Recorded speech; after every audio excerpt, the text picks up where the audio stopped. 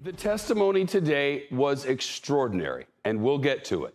But first, the January 6th committee has alerted the Justice Department after former President Trump himself tried to call one of the witnesses in this very investigation.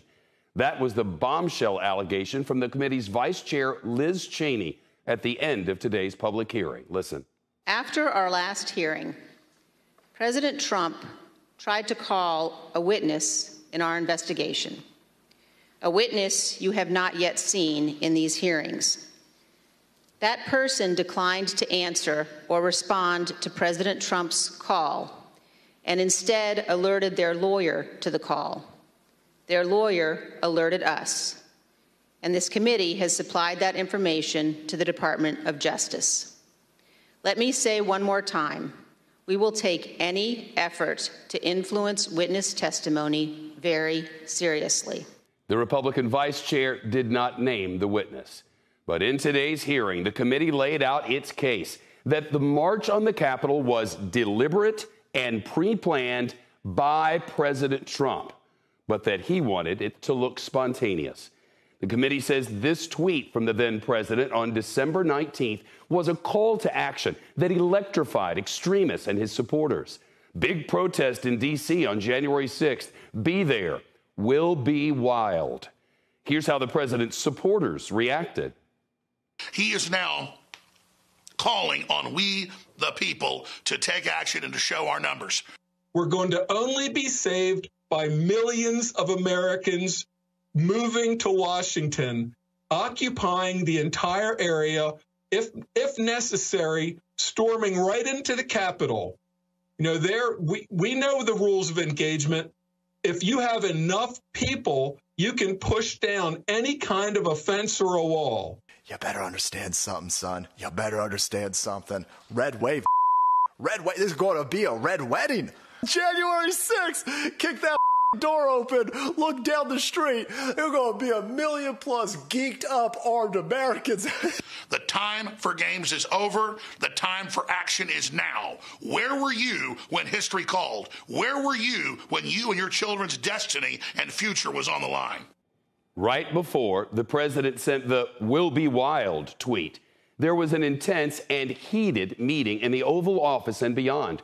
A group of outside advisors made a surprise visit to the president, and they floated strategies to overturn the election, to stay in power, and urge the president to seize voting machines. Trump's White House lawyers rushed to intervene once they found out the meeting was ongoing.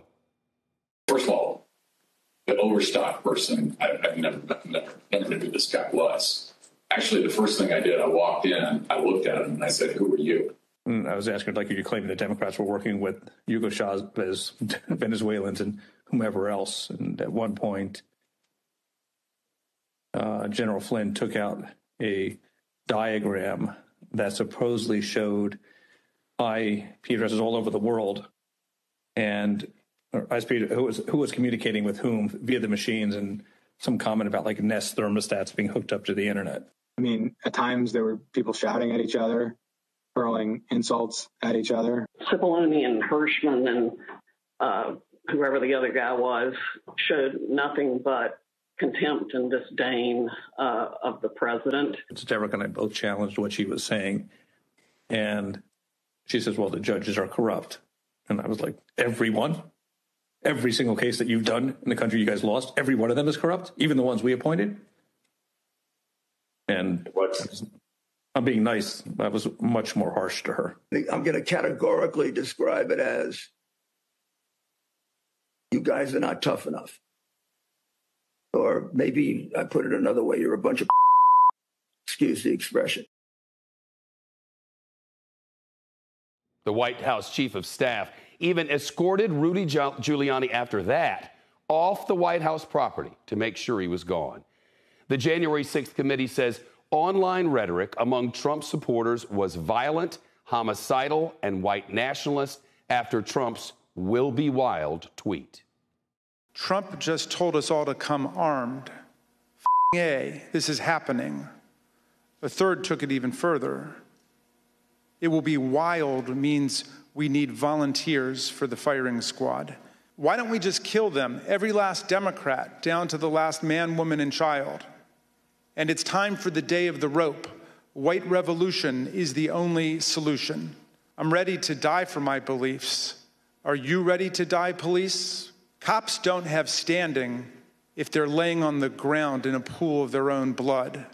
The former chief of Homeland Security in D.C. says there was intelligence that violent extremist groups, armed militias, white supremacists, and conspiracy theorists were collaborating and communicating with each other about their plans for January the 6th. Coordinating, not just like chatting, hey, how's it going? You know, what's the weather like where you're at? But like, what are you bringing? What are you wearing?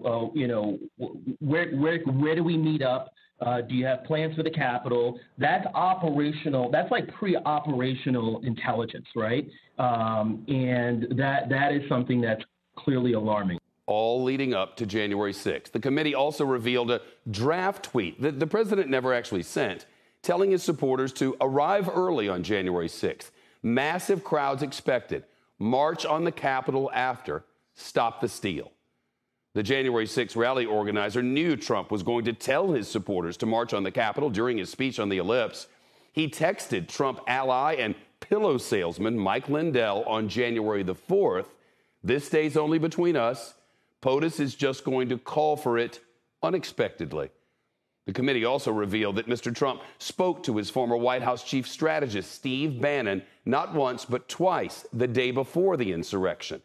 This is what Bannon said on his podcast after the first call.